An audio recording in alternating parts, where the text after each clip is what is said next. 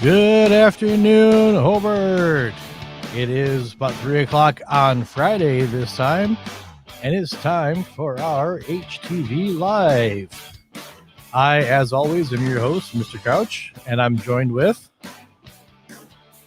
Hi, I'm Olivia Rosales. Hi, I'm Aaron Bell. Hi, I'm Cameron Vanderberg. Hi, I'm Leila Castro. Madison Santillan. All right. Welcome, guys. Thanks for joining me again tonight. We have a wonderful broadcast set up, and I'm going to say, take it away, Olivia. First, we have Leila with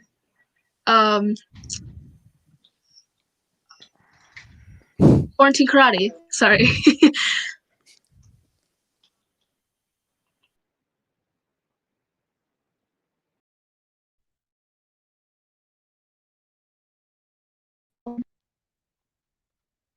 It seems that people are finding lots of ways to help their boredom during this quarantine. One of those things being called quarantine karaoke, which is a group available on Facebook. People can post videos of them singing or doing live videos of them singing. The group is very positive and has thousands of members throughout the world. People post videos of their kids singing, them singing with their families, or just singing by themselves. There is real talent in the group, and the group has gotten so popular.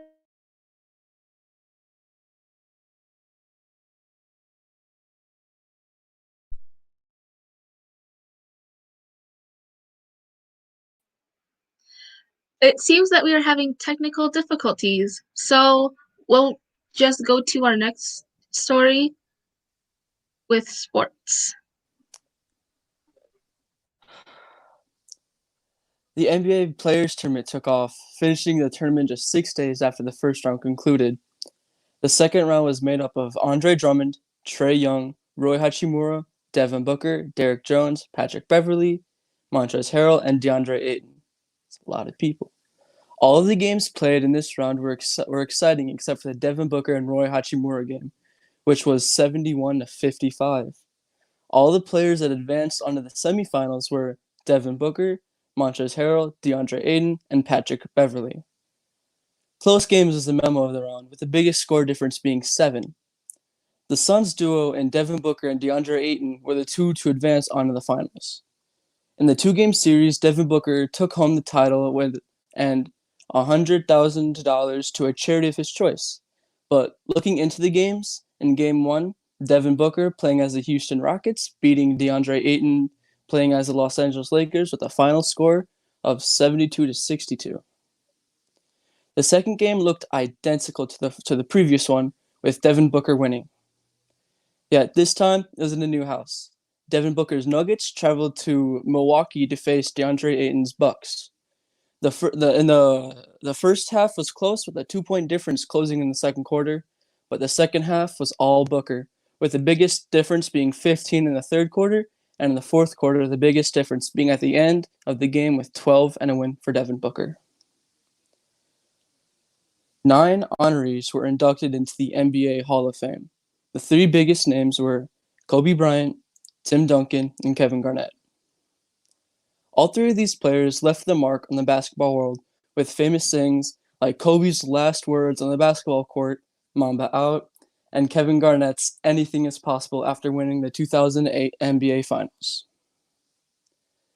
Looking back on their careers, it's clear to see why they're Hall of Famers. Looking at Kobe, he called it a career on April 13, 2016, which is the most recent. During his final game, he left the court with a memorable performance of dropping 60 points as a 37-year-old. His career overall, though, he was a 5-time NBA champion, a 2-time final MVP, a league MVP in 2007, and an 18-time All-Star, and a 2-time gold medalist. Numbers-wise, though, Kobe is ranked 4th for all-time points scored and 6th all-time field goals made, and he has the 2nd highest points in a basketball game with 81. Looking at Tim Duncan's career, he was a 5-time NBA champion as well as a 3-time Finals MVP, a 2-time league MVP, and he had 15 All-Star appearances. And in 1999, he was named Rookie of the Year. Tim Duncan's numbers, what number-wise, he's ranked 6th all-time in rebounds and 5th all-time in blocks in his career. Finally, over to Kevin Garnett. He was an NBA champion in 2008, an MVP in 2003, defensive player of the year 2007, a 15-time All-Star, a gold medalist in 2000, and ranking all-time, he is 9th in rebounding and 4th in all-time minutes played. All right. Do any of our other hosts have anything to say about that? I actually did have a question about the like it was a 2K tournament that they played. Yeah.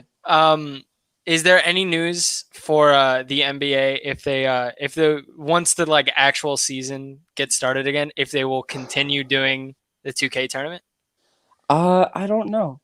There hasn't been really any word on that, but for them to like create this, it's a really good idea because it gives the basketball fans what they want, basketball. But there's no real word if it's going to continue. Maybe like in the off season or who knows. Cool. All right. Now over to Cameron with esports. Yeah, in the esports world, it has definitely picked up the pace. Plenty of fans have flocked to Twitch in hopes of the sweet beta keys for Valorant. Valorant is a new first-person shooter made by Riot Games, the creators of Teamfight Tactics and League of Legends. This game has drawn some attention with a total viewership of 1.73 million viewers and growing. This is starting to beat the record of viewership for a beta game. The game has also had its first tournament with retired CSGO legend turned streamer Shroud and his team versus longtime streamer and first-person shooter player Tim the Tatman. This tournament lasted a few days with beta keys being dropped to Twitch viewers randomly throughout the event, with Shroud winning in a landslide against Tim and his team. In Hobart news, Jacob Smith played his third Hearthstone match this Thursday and came out with a 3-1 victory, continuing his undefeated streak. All of the Hearthstone players are currently in the top 25 and hope to climb the ladder to have us all be in the top 10. Our Overwatch teams competed this Wednesday, with our JV team sadly losing their undefeated streak, but they are getting practice in and hoping to come back strong. Our Smash team competed in a Ball State tournament and has been competing in the regularly scheduled matches. It is undetermined what their current ranking is, and it is also undetermined what they placed in the Ball State tournaments. Next week, we hope to get some numbers on that. But in esports news, in terms of tournaments and how they're currently developing what they're going to be doing for the next, left of the season, they're hoping to either continue these online tournaments or hopefully, if permitted, get some in-house tournaments with empty stands. We don't know the current news, the current situation on that, and that's currently pending. Valorant, like we were saying before, has grown in a lot of popularity and is planning on seeing a few tournaments online again very, very soon. Yeah, I myself have been trying to get a key for the game. I've had streams running in the background for like a couple days now, so you know. I currently have my Twitch running at home, and then Scott is running my Twitch as well to try to get a key. Mm-hmm. Yep. So yeah, a lot of people are running multiple Twitch accounts to try to get a key for this game. It's blown up. Nobody knows why. It's got a good appeal. So hopefully. Yeah. Actually, Cameron, you're a esports player, correct? Yes. What kind of tournaments have you been appearing in? So I play with the JV Overwatch team. I also play with the Hearthstone team, and then I also play in the Social Distancing Cup for Teamfight Tactics. Those are all of my school permitted tournaments, the ones that I personally have been doing by myself. I competed in the World Masters Qualifier Tour. Sadly, didn't place in that. And then I competed in a $10,000 tournament for Hearthstone, and I placed 150th out of 200 players. So I received like $30, I mean, which it's is something. yeah, it's something. And I got a cool little tag, which is nice. Yeah. And then I also competed in a Rocket League tournament recently where I placed. Ooh, Rocket League. Yeah, I placed 50th out of 200. So Dang. yeah, Nice. me and my team did pretty well. So those are the tournaments that I've been playing in, and then hoping to get my Valorant key so I can play in those. Yeah. But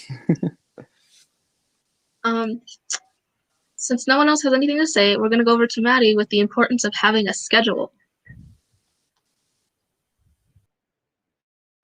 So, quarantine's been pretty rough on a lot of people. I know it's been rough on me, and it can really mess up a sleep schedule. Like, I end up staying up until 5 in the morning, and then I'll wake up at like 8, and I'll be tired and wonky all day. And yeah, you can take naps, but it makes things hard, and then it throws off your entire balance. And I was talking to Miss Gansky today, and she was talking about the importance of a schedule. So I did some research, and I'm going to be talking about that today. So it can help form good habits. So like you wake up, and then you just have like once you get your schedule going, you just kind of know what to do, and so you just go about your day, and you just have this line of things that you know what to do. It keeps you busy, and it gets you going, and then it makes it to where you can plan out meals and you can eat throughout the day so that way you don't have to feel like you're rushed. It overall just improves moods and it helps people feel better, is what studies show. It reduces the need to plan because you've already basically planned out what you're going to do. And so you just get going and you already know what you're supposed to do because you've been doing that for a while. It reduces procrastination because you have your set plan, and so it's not like, oh, I'll do this later after I do this, because you have your schedule and it's set in stone, or not. You can make it flexible, but you get what I mean. It frees up more free time, so that way when you want to do something or you want to have free time, you can do that. You can play games or take your time to just kind of wind down and relax, and it helps people get more things done because they're planning strategically, and they're kind of just, and that kind of links in and ties to the procrastination part, because you have that, you just have to get it done, and then also just getting it done gives you a feeling of accomplishment, which that ties to the feel better type situation. It helps you feel better, it improves your mood, and then so you have your schedule set out in front of you, and even though we're locked indoors, it's important to keep these up because of those reasons. It helps you just feel better. I know I'm going to start trying to plan a sleep schedule first before I do anything else, because the sleep's what's throwing everything off. But yeah, that's about schedules. All right, yeah. My schedule's not there at all. Like, not. I have a little bit of a schedule. It's about like I know when I go to bed, I know when I wake up. I'm on that, but it's the when in the day do I decide to do what I need to get done. That's the hard part. Mhm. Yeah, that's usually it. I know I have what people like to call a gamer schedule. Like I'll sleep in, and then I'll stay up like until whatever ungodly hours, to where it's like morning and some people are waking up this time, and I'm just playing video games with friends, or I'll play by myself because my internet shuts off at 1 now because my parents tried to get me on a schedule and it didn't exactly work. So we're kind of getting there. We're getting there, but just naturally my body's got that stay up late schedule, so I'm trying to like transition more to a functional schedule. Yeah. Well, if nobody has anything else to say, I will start talking about protesting. Fun. All right. Shutdowns for the coronavirus have stretched for over a month. The public's patience is starting to run out. A case in Michigan where thousands gathered in a state capitol this week to protest sweeping restrictions issued by Governor Gretchen Whitmer. On Wednesday, thousands drove up to Lansing, Detroit to traffic jam, honk horns, and wave posters from car windows, in what Detroit News called one of the largest protests in the state capitol in a decade. The majority remained safe in their vehicles, but instead of at least acknowledging her constitute concerns, Governor Whitmer focused on a few who left their cars, accusing the protesters of jeopardizing the public's health. As the closure and isolation extends into a second month, along with increasing economic harm, acts of civil disobedience may increase. Yeah.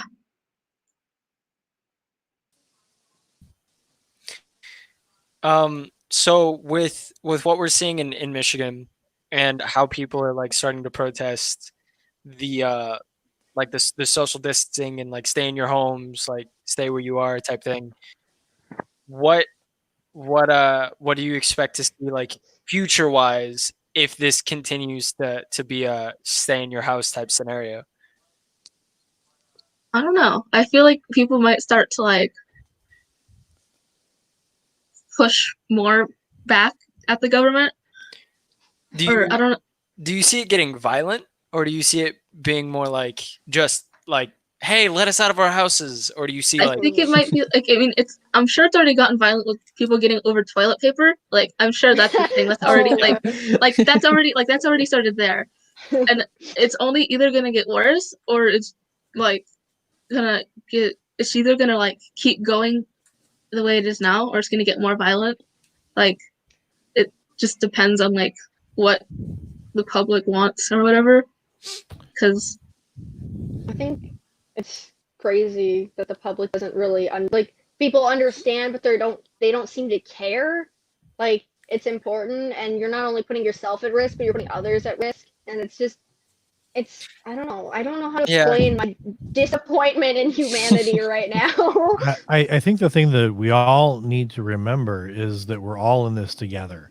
And the only way we're going to get out of this is together. And so there are things put in place for reasons to be able to flatten that curve, to be able to get us back into our normal lives. And that's the thing that we need to remember. And that's the thing that we need to instill in everybody else is that we are all in this together and we will get through it together. Yeah. Yep. No, Words of definitely. wisdom, Mr. Crouch. Mr. Crouch spitting some wisdom. Well, you know, Spitting straight facts. Hey, I'm good for something sometimes. Guys, it was another good broadcast. I'm glad we had this. I think is anybody else have anything to say? No. All right. A little more casual broadcast this Friday. A little more laid back than usual. But we'll pick it up again next week. We only have 2 more weeks of school left, and then that's the way that's going to end.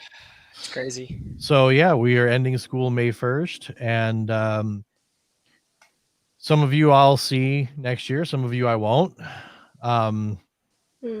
So congratulations to all of our seniors. We want to give a huge shout out to all of our seniors who are graduating. Congratulations to all of you.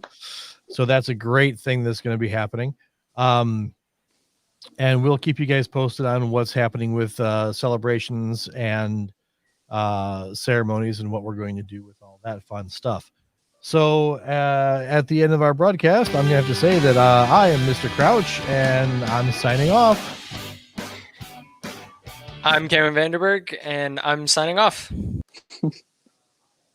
I'm Aaron Bell, and I'm signing off.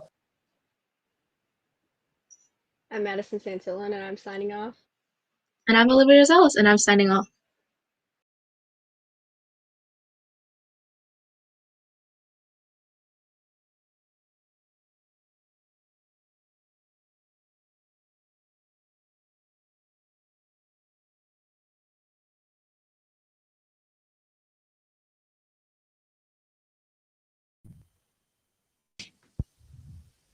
All right, there we go. Now you can hear me.